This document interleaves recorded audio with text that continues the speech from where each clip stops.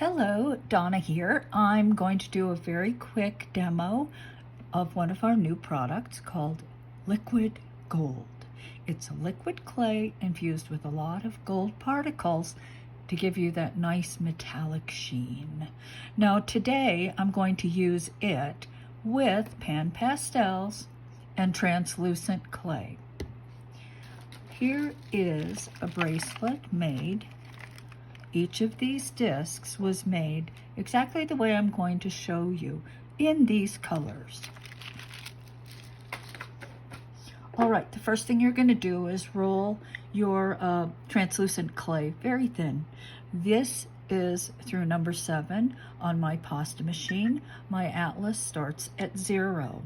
What I've done is I textured the back. I don't know if you can see, but I textured the back, and then I pressed the back to the glass jar.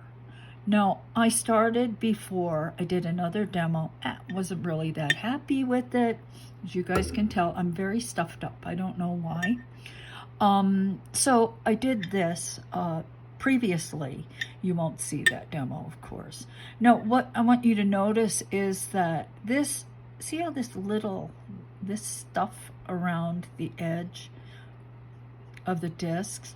Well, of course, that's the liquid clay, Kato Liquid, with pan pastel. So I'll cure it in the oven. That'll be fine. But the next time I use this jar, I will clean it. I will scrape this off. Otherwise, it will stick to the back of the clay. Okay? It's probably not a huge deal, but it's better if you just start with a clean jar. Okay, so let's take our liquid gold.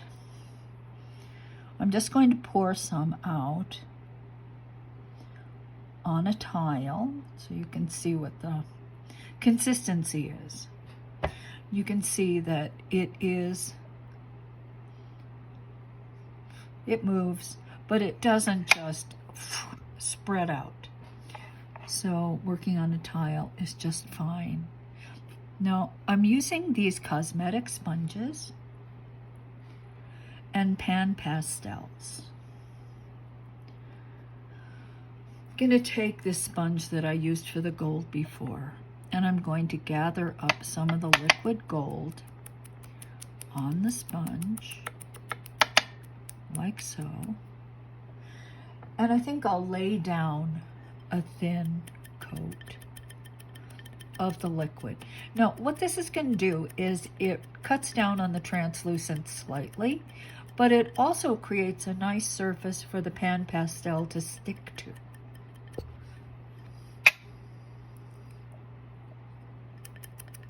Let's do 2.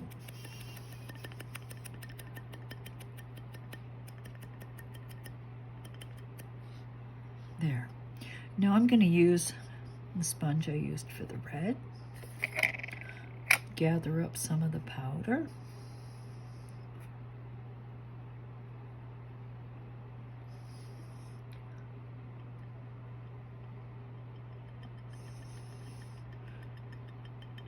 And just lightly tap the powder onto the liquid.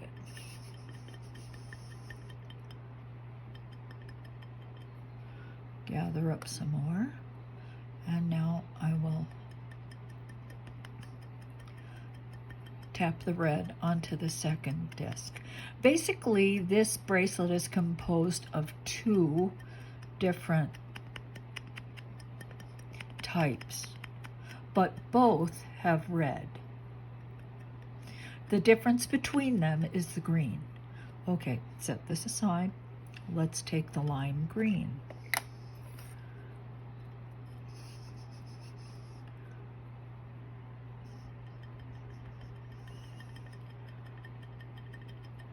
And tap the sponge and the powder on the disc and overlap it across some of the red. All right. Now I'm going to take this sponge I used before for this darker green, gather up some of the powder, and let's just tap it onto that second disc.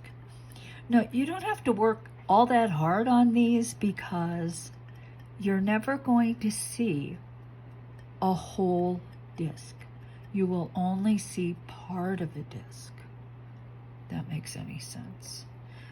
I think I'll put a little more of this lime over here on this one. Okay, now let's take more liquid gold.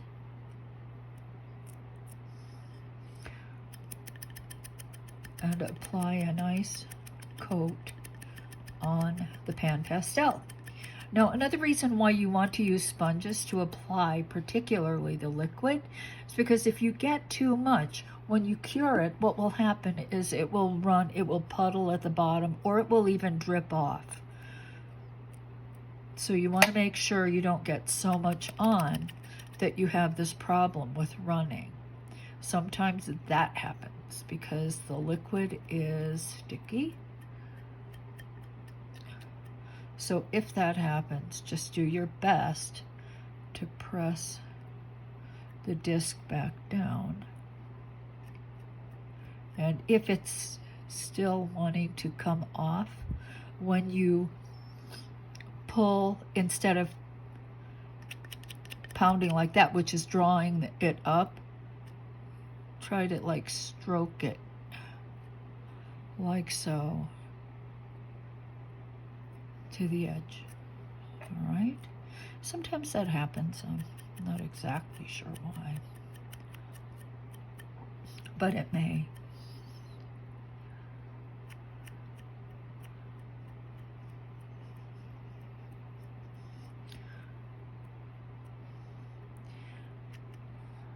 Okay, so there we go.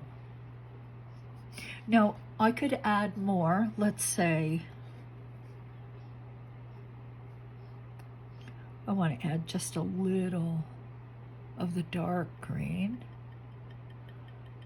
to one. I can always add more. Gather up more of the liquid. Found on top.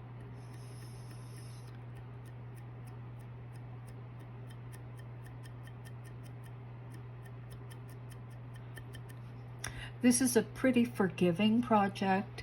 This is not a particularly attractive disc, but as I said, you're not going to see the whole thing. So don't be too concerned. Now this will be cured in the oven, 300 degrees, for, I would say, 30 minutes. Actually, between 30 and 40.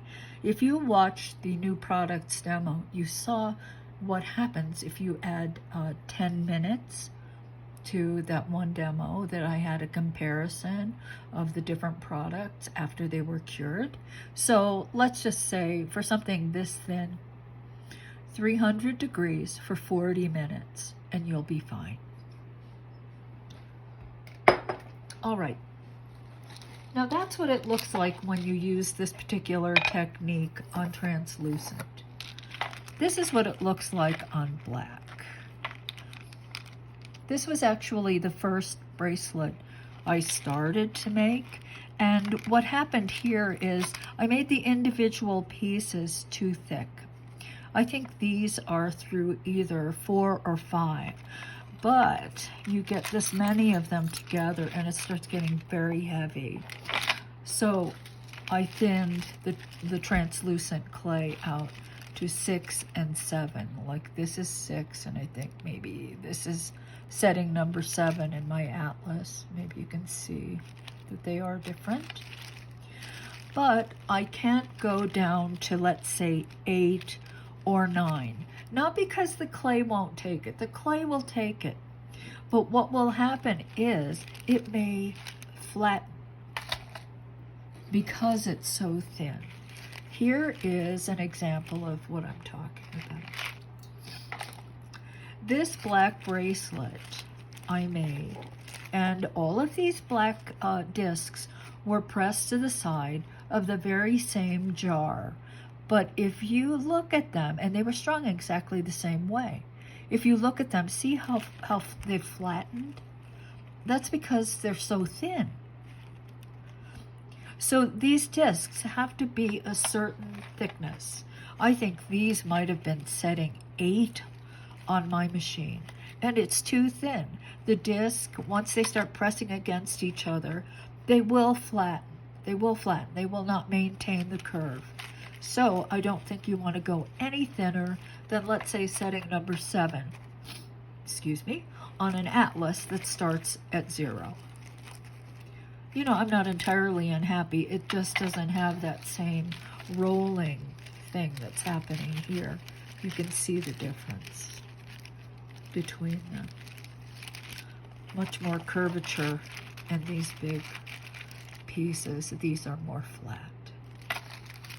So bear that in mind. You have to sort of balance the weight issue with the actual technical challenge of keeping the discs nicely curved. Okay, so that is the demo. I cannot tell you how many of these you need.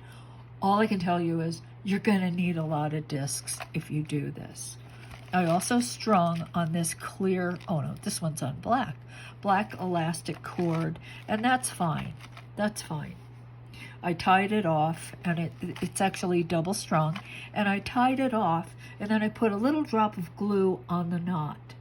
Now, this kind of stringing material is rather slippery, so when you put it on, don't pull it and stretch it. Sort of work it slowly over, and you won't then stress the knot. It should not break. It should not come apart. So that's today's demo. I hope you enjoyed it. If you have any questions about liquid gold, please feel free to contact me, and I will answer as soon as I can. So have a great day. Everybody be safe. Bye.